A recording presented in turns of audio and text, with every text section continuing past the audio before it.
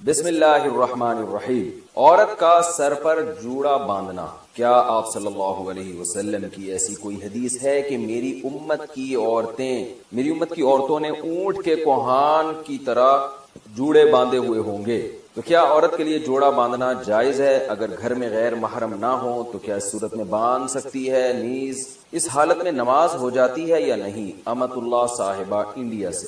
رسول اللہ صلی اللہ علیہ وسلم نے فرمایا کہ قرب قیامت میں ایسی عورتیں پیدا ہوں گی کاسیات عاریات، لباس پہننے کے باوجود برہنہ ہوں گی، اور فرمایا رؤوسہن کاسنمۃ البخت، ان کے سر ایسے ہوں گے جیسے اونٹ کے کوہان، جیسے اونٹ کا کوہان اٹھا ہوا ہوتا ہے نا، تو ایسے سر ان کے اٹھے ہوئے ہوں گے۔ اس سے صاف پتہ چلتا ہے کہ عورت کے لیے سر کے بال اوپر کی طرف اٹھا کے رکھنا یہ ناجائز اور حرام ہے۔ تو جوڑا باندھنا ہے تو پیچھے کی طرف باندھے، اوپر کی طرف نہ باندھے، چاہے محرم ہو یا نہ ہو، اس سے کوئی فرق نہیں پڑتا۔ تو ایسی عورتوں کے بارے میں نبی نے فرمایا لا یجدن ریح الجنہ وان ریحها لیوجد من مسیرۃ کذا وکذا، یہ جنت کی خوشبو بھی نہیں پائیں گی، حالانکہ جنت کی خوشبو تو بہت دور سے محسوس ہوگی۔ اور ایسی حالت میں عورت کے لیے نماز بھی جائز نہیں ہے، مکروہ تحریمی ہے، کیونکہ نماز کے اندر گناہ کا ارتکاب کیا جا رہا ہے۔ جب بھی گناہ کے ساتھ نماز پڑھی جاتی ہے تو اس کا اعادہ لازم ہوتا ہے۔ جوڑا بنا کر نماز، اتر پردیش یو پی، یہاں سے خاتون نے پوچھا ہے۔ اتر پردیش ہمارا بھی وطن جو ہے نا یو پی ہے، سہارنپور۔ جب بھی کوئی صاحب اتر پردیش سے رابطہ کرتے ہیں نا تو ایک دم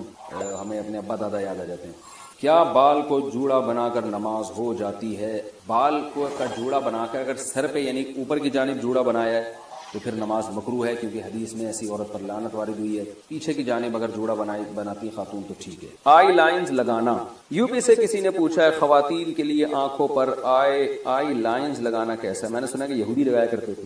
آئی لائنر یہ کیا ہوتا ہے بھائی؟ آئی لائنر یہ کیا ہوتا ہے؟ کاجل کی طرح؟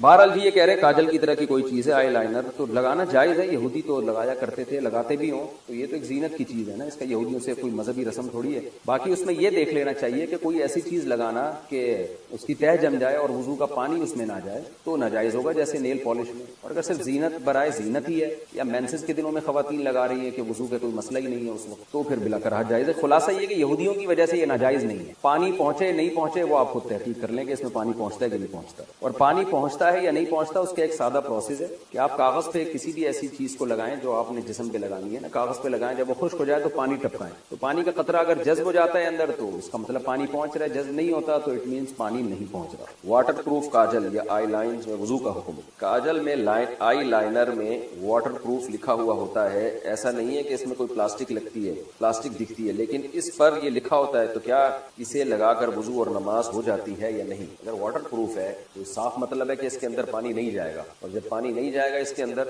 تو پھر وضو نہیں ہوگا، نماز بھی نہیں ہوگی۔ شوہر کی خواہش پر آئی بروز بنانا، اگر شوہر کی خواہش ہو تو کیا بیوی کے لیے آئی برو بنانا جائز ہوگا؟ مسز خان کراچی سے، نہیں جی جائز نہیں ہے۔ نبی صلی اللہ علیہ وسلم نے لعنت فرمائی ہے ان عورتوں پر جو اپنی جو آئی بروز ہیں، بھویں ہیں، ان کے بال نوچتی ہیں، چونکہ یہ تغییر خلق اللہ ہے، اللہ کی تخلیق کو بگاڑنا ہے، تو حرام باتوں میں شوہر کی اطاعت جائز نہیں ہے۔ البتہ کسی خاتون کی آئی برو بالکل ایک عام معمول سے ہٹ کر ہو، بہت ہی زیادہ بھدی ہوں جیسے کہ جو عام طور پر ہوتی نہیں ہے، تو اس کو اتنا کر لینا کہ وہ نارمل بن جائیں، اس میں حسن پیدا ہو جائے وہ نہیں، لیکن نارمل کنڈیشن میں آ جائے تو اس کی گنجائش ہے، لیکن یہ بہت کم عورتوں میں ایسا ہوتا ہے۔ یہ میں اس لیے وضاحت کر رہا ہوں کہ ایسا نہ ہو کہ خواتین، ہر خاتون یہ سمجھیں کہ جی میری کیونکہ آئی برو جو ہے وہ باریک نہیں ہے، موٹی ہے، تو میں نوچنا شروع کر دوں، تو نارملی ایسا ہوتا نہیں ہے۔ بہت ہی زیادہ کسی کی بھدی ہو تو ایک الگ بات ہے۔ عورت کے لیے گھر میں سر کھلا رکھنے کا حکم، بنت عبداللہ اتر پردیش انڈیا سے، اتر پردیش یو پی، جہاں ہمارے باپ دادا بھی یو پی سے ہی آئے ہیں، سنسار پور سے۔